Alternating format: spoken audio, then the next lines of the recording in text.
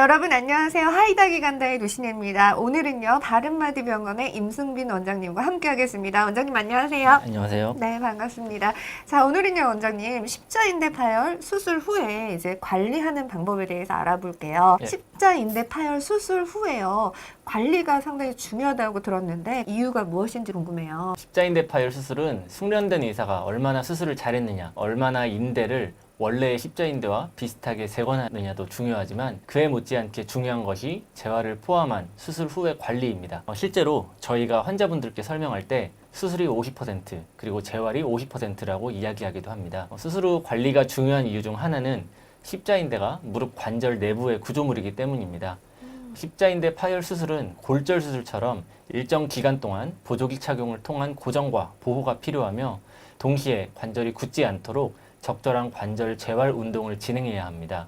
또한 수술 전후로 무릎 주변 근육이 위축되는 것을 막기 위해 근육 운동 또한 필수입니다.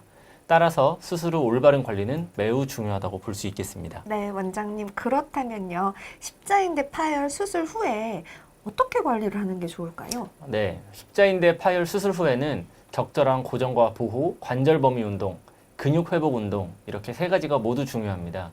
처음에는 전방 십자인대 보조기를 착용하여 무릎 굴곡을 제한하고 목발을 사용하여 체중 비부하 또는 부분 부하를 통한 보행을 하게 됩니다.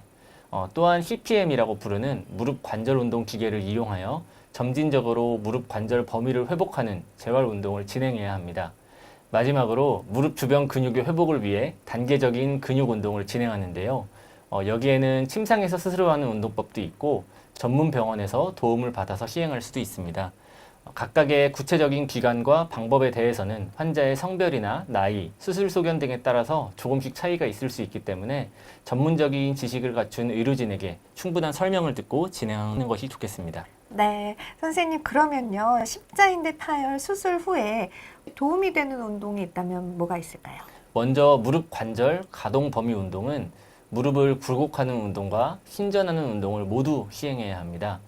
무릎 굴곡 시에는 무릎을 수동적으로 굴곡시켜주는 기계를 이용할 수도 있고 침상이나 바닥에 다리를 뻗은 채로 앉아서 양손이나 수건을 이용하여 운동할 수도 있습니다. 이때 시기에 따라 정해진 각도 이내에서만 운동을 하는 것이 바람직합니다. 신전 운동은 마찬가지로 바닥에 앉은 상태에서 양손으로 무릎 위쪽을 지그시 눌러줌으로써 간단하게 할 수 있으며 이때 도움을 주기 위해 발목에 수건을 말아서 받치거나 모래주머니를 이용할 수도 있습니다. 근력 운동은 하복지 앞쪽의 근육인 대퇴사두근을 회복하는 운동이 가장 중요합니다. 대표적으로 오금 부위에 힘을 주고 다리를 쭉 편 상태로 다리 전체를 들어 올리는 운동이 있습니다. 또한 등과 어깨, 머리를 벽에 기대고 양발을 앞으로 뻗은 상태에서 앉았다 일어났다를 반복하는 월스쿼트 운동도 대퇴사두근의 강화에 좋은 운동입니다.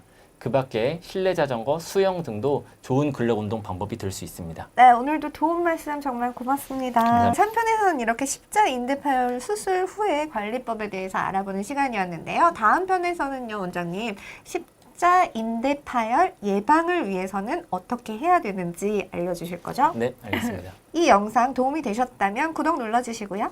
좋아요도 부탁드립니다. 네, 여러분의 댓글도 기다리겠습니다. 고맙습니다.